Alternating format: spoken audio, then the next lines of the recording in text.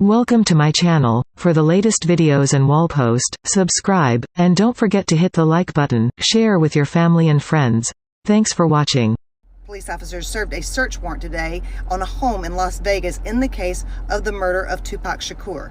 Now, Tupac Shakur was killed back in 1996. That's almost 27 years ago, and it is probably one of the most well-known cold cases that there is.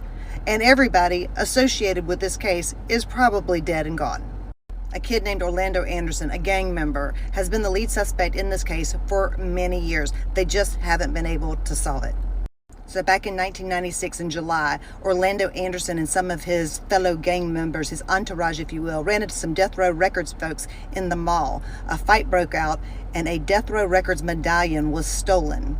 Well, you can imagine the Death Row Records folks did not take kindly to that very much. A couple months later, Orlando Anderson was at a Mike Tyson fight and he was pinpointed as the one who had stolen the medallions. Well, he got the crap beat out of him because the Death Row Records people were there and they beat the crap out of him. Two gang members, two gangs violently fighting. He protected his face, but he suffered some severe injuries. Later that night, Tupac Shakur was killed in a drive-by shooting by folks driving away in a white Cadillac. But get this part. Orlando Anderson sued Death Row Records and the estate of Tupac Shakur for injuries he sustained in that beating. Well, Tupac's mom didn't like that very much, so she came in and countersued for wrongful death in the death of her son, Tupac Shakur.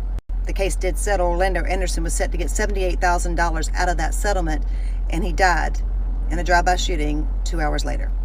There's been a lot of speculation around this case, but most people do believe that Orlando Anderson was the one who pulled the trigger. There's been movies made about it. There's been a lot of investigation about it, but most people also believe that police failed to follow up on two critical tips.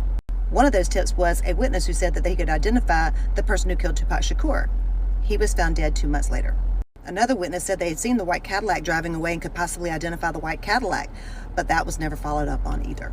The death of Biggie Smalls was thought to be retribution for the death of Tupac Shakur, and interestingly enough, neither of these cases have been solved. But 27 years later, today, they served a search warrant on a home in Las Vegas.